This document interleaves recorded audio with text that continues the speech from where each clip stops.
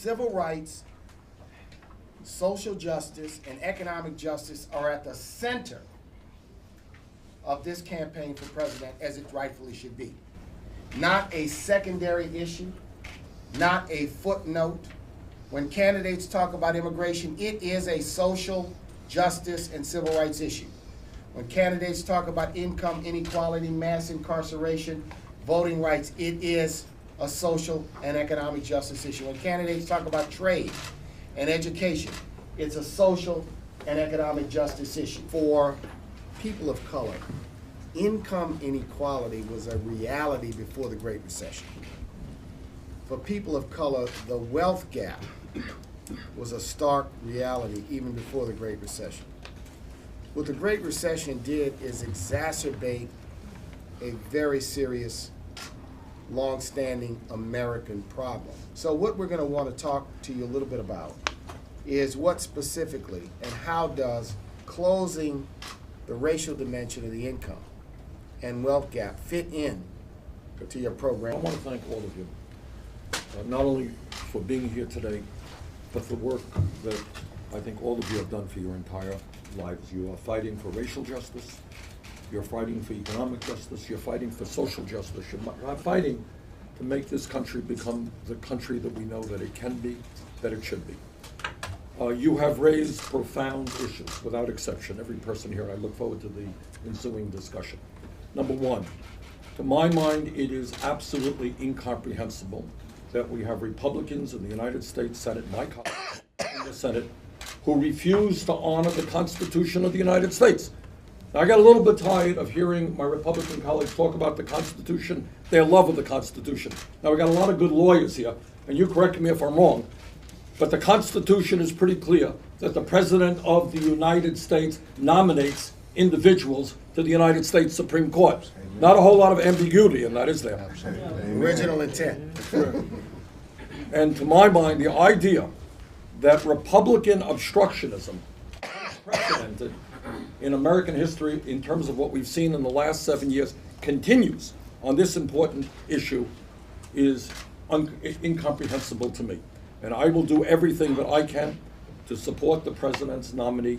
Hopefully that nominee will, that name will be brought forth within the next short period of time, and I have confidence that it will be a strong nominee. Number two,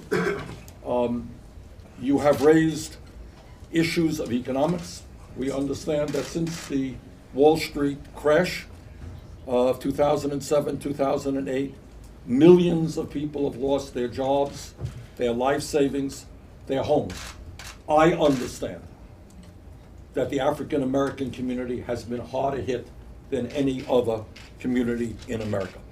I understand that it is unacceptable that 35% of black children in America are living in poverty.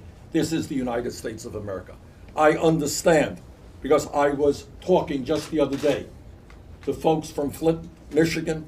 It was one of the most difficult and painful conversations I have ever had in my life, and I've had many of them. To understand what is happening in Flint, in the United States of America in the year 2016 is literally hard to believe. The suffering that is going on there. Talking to mothers who are seeing the intellectual capabilities of their children deteriorate in front of their eyes. Can one imagine that? Okay. In terms of voting rights, all of you know better than the vast majority of the American people the struggles that we have had in this country, the fight for basic voting rights, the demonstrations, the lynchings, the beatings, in order for African Americans to achieve what one assumes all Americans should have, the right to vote. And the idea that we have governors and legislatures in this country working overtime right now, trying to figure out how they could suppress the vote, how they can make it harder for people who might vote against them to participate in the democratic political process, is to me vulgar. And let me say this, because this to me is something I take personally. I have run for office in the state of Vermont on many occasions. I have lost and I have won. It has never in my political career ever occurred to me for 1 second to say, oh, there's a town over there that really is not sympathetic to me. How do I figure out how I can suppress the vote in that town? Never occurred to me. And if what I say, if you got Republican governors and legislators who are afraid of free and fair elections, you know what? Get out of politics, get another job. America is about the right to people to vote. And we have got to figure out, and I'd like your ideas on this, different ideas out there. But at the end of the day in this country, we should be doing what other countries around the world do. And that is to say, if you are 18 years of age, you are an American citizen, you know what? You got the right to vote, end of discussion. But you've raised so many good issues, and I look forward to the ensuing conversation. So thank you all very much.